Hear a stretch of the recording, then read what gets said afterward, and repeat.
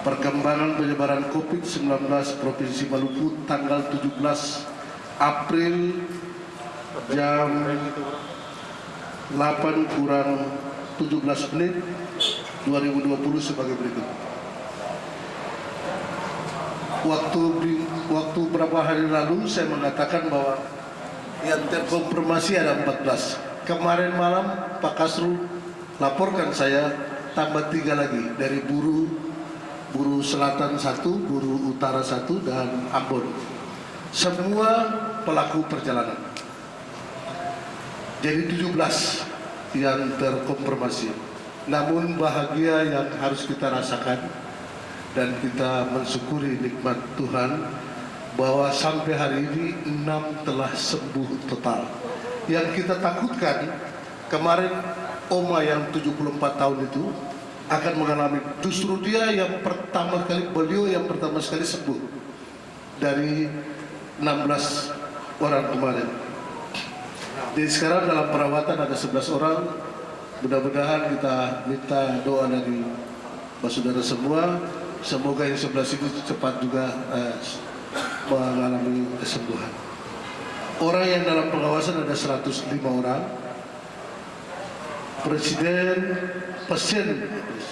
Pasien yang pemantauan ada 7 orang. Menyikapi upaya penanganan dan pencegahan COVID-19 ini, maka Provinsi Maluku fokus pada 3 hal, yaitu yang pertama keselamatan dan kesehatan. Itu saya minta sama saudara semua, tolong jaga jarak, patuh sama himbauan-himbauan yang dilaksanakan oleh kita. Kita sangat fokus, saya sangat bertanggung jawab atas COVID-19 ini di daerah Maluku. Itu ada hal-hal yang kalau saya mengambil tindakan atau saya mengambil langkah-langkah, saudara semua dukung saya. Ini Pak Katun semua pembaik. Ya. Yang kedua, fokus kita pada daya tahan ekonomi. Ekonomi tetap kita, nanti sebentar saya uraikan di belakang ada, kita perlakukan kerja-kerja karya yang dilakukan oleh pertanian, perikanan dan semua OPD kita sarankan untuk melaksanakan program-program padat karya yang bukan urusan OPD tersebut, tapi kita lakukan itu untuk kemaslahatan masyarakat yang ada di Maluku. Dan yang ketiga, jaringan pengamanan sosial. Ini akan kita berikan. Kita telah meminta kepada pemerintah pusat, nanti sebentar saya kasih tahu ada berapa. Ketiga hal tersebut tentunya memerlukan pendanaan yang signifikan, yang cukup besar. Untuk itu kami perlu dan kami telah melakukan refocusing, realokasi dan rasionalisasi APBD Provinsi Maluku tahun 2020 sebesar 178 miliar dengan rincian sebagai berikut. Yang pertama, penanganan kesehatan itu kita alokasi anggaran 68 miliar. Yang kedua, penanganan dampak ekonomi itu kita siapkan 53 miliar, dan jaringan pengamanan sosial kita siapkan 57 miliar. Jadi jumlah keseluruhan 178 miliar yang kita siapkan.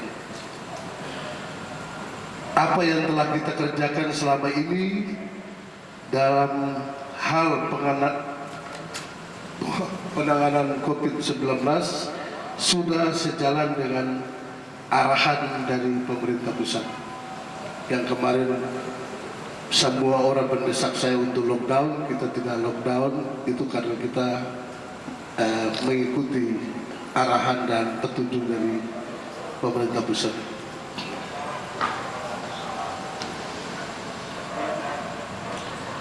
Kita pun akan membiayai kegiatan-kegiatan pemberdayaan berupa padat karya tunai yang tadi saya katakan di depan, di sektor pertanian, peternakan, perkebunan, perikanan, serta infrastruktur lainnya dari hasil rasionalisasi APBD kita. Berita berikut, gugus tugas nasional akan mendistribusikan APD, alat pelindung diri, dan peralatan medis lainnya ke daerah-daerah termasuk kita di Maluku.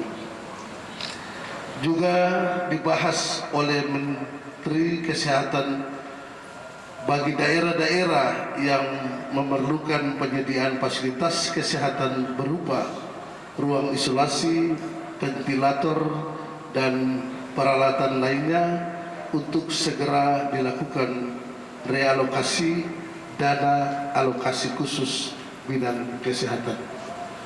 Tadi Kepala Dinas Kesehatan juga telah ikut pitkon dengan Menteri Keuangan, Mendagri, dan Menteri Kesehatan dan Kepala BNPB sebagai Ketua Gugus Tugas Nasional. Apapun yang kita rencanakan termasuk pembatasan sosial berskala regional tanpa dukungan semua pihak maka tidak akan optimal dalam memutuskan mata rantai COVID-19. Ini kapal baru masuk, kita tes rapid, ada lagi yang positif. Sehingga semua penumpang kapal yang ada 54 orang, kita karantina sekarang. Itu saya minta tolong kita harus jaga diri kita masing-masing karena masalah ini luar biasa. Kalau kita disiplin, kita patuh sama aturan, insya Allah masalah COVID-19 di Ambon saya sangat yakin mungkin dalam bulan puasa kita bisa selesaikan, dan mudah-mudahan di menjelang bulan puasa semua kasus yang terkonfirmasi bisa sembuh total. Tidak ada yang mati, itu kita sudah syukur. Ya, semua daerah yang kena COVID semua mati. Kita sama-sama berdoa, kita tiap hari berdoa, mudah-mudahan yang di Maluku tidak ada yang sampai isdet. Penempatan pos terpadu yang melibatkan TNI dan Polri dan pihak terkait lainnya hendaknya didukung oleh seluruh masyarakat, terutama saudara-saudara yang akan melintasi pos-pos tersebut. Yang petugas pos pasti kita anjurkan untuk cara berbicara dengan semua pelaku perjalanan itu dengan sopan. Jangan ada yang memberikan tanggapan yang aneh-aneh sehingga terjadi percocokan mulu, itu tidak ada untungnya bagi kita semua. Kita harus sayang diri kita harus sayang keluarga kita harus sayang anak-anak kita harus sayang masyarakat kita sehingga semua ini bisa berjalan dengan baik. Tidak ada niat apapun di dalam hati kita, terutama saya dan gugus tugas TNI Polri untuk menganiaya masyarakat semua. Kita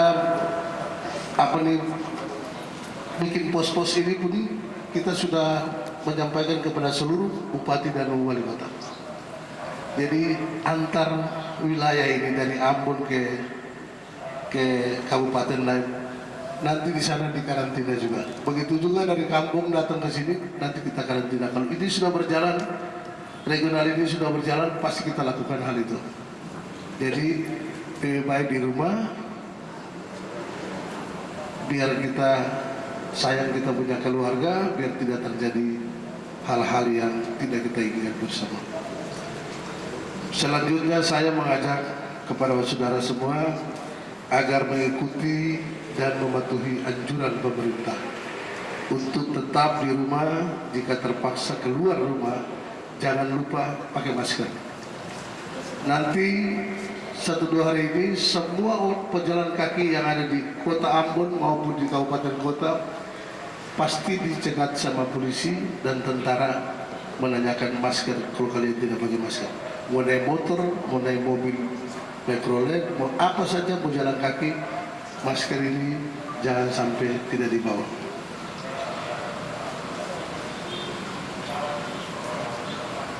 Jaga jarak dan sering cuci tangan, serta selalu berdoa semoga wabah ini cepat berlalu. Demikian beberapa informasi yang dapat saya sampaikan kepada saudara semua. Semoga Allah Subhanahu wa Ta'ala, Tuhan Yang Maha Esa, selalu menyertai kita dalam melaksanakan tugas dan tanggung jawab serta amanah untuk kemaslahatan masyarakat umumnya di Maluku dan khususnya di Kota Ambon. Sekian dan terima kasih. Wassalamualaikum warahmatullahi wabarakatuh. Salam sejahtera untuk kita semua. Salam. Pak Gub, satu saja Pak, dari Kau tuh dan dulu tanya aja terus. dari jumlah yang Bapak sebutkan, apakah masih ada yang hasil swab yang masih di laboratorium Pak? Ya. Ya. Dan yang kedua, informasi yang kami dapat ketika pelabuhan laut ketika di pengetatan harus masuk melalui bandara tinggi Pak. Teknis tanya Ibu Kadis, swab. Dan yang ketiga Pak, mohon maaf, mungkin hasil evaluasi ataupun laporan dari pihak di lapangan tentang bagaimana pembatasan sosial berskala regional dari 3 tim itu yang kemarin Bapak sebutkan. Itu nanti ini kita masih rapat-rapat untuk kita berskala regional ini, kita masih rapat. Mungkin besok atau lusa lain, mungkin minggu depan baru kita lakukan hal itu. Senin paling lama, efektifnya Senin. Sosialisasi. Nanti kamu tanya apa saja yang kita lakukan itu, nanti kita lagi bahas. Dia punya poin-poin. Yang tadi saya bilang juga, yang baru datang ada 2 secara rapid positif, tapi jangan kita percaya sama rapid, karena rapid ini orang yang AIDS pun pasti positif, orang yang TBC pasti positif, karena ini alat tes virus sebenarnya, bukan khusus corona. Yang selama ini yang mati setiap hari di Indonesia ini bukan karena COVID, bos. Setiap hari itu ada orang mati. Karena sekarang aja ada COVID, jadi begitu orang mati, ini pasti COVID. Padahal bukan, belum tentu. Yang kemarin polisi yang dites katanya 16 semua itu pakai rapid, enggak juga. Dari belakang dites lagi 2, habis itu selesai balik 4, habis itu tidak ada.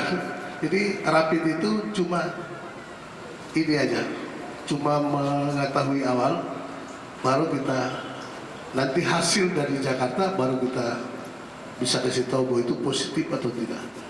Ya seperti kemarin beberapa hari lalu, 2 hari 3 hari lalu 14, sekarang sudah 17, dan yang sembuh alhamdulillah sudah 6. Jadi ini ada berita baik yang harus kita, udah jangan banyak bertanya, pokoknya kita kerja aja dulu. Orang banyak bercerita itu kalau nggak kerja juga nggak. Pokoknya stop bercerita, bekerja, lakukan hal-hal yang semestinya harus kita lakukan, terutama jaga jarak, pakai masker, jangan keluar rumah. Ya, kalau ada 3 hal-hal itu yang penting, itu sudah cukup.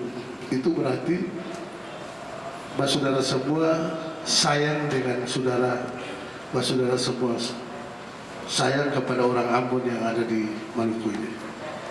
Karena ini semua kita tidak bisa, kita nggak tahu nih dengan begini, belum tentu kita pada dasarnya, kata Pak Dokter Sapa itu, pada dasarnya ini kita kan karena menangani ini agak terlambat.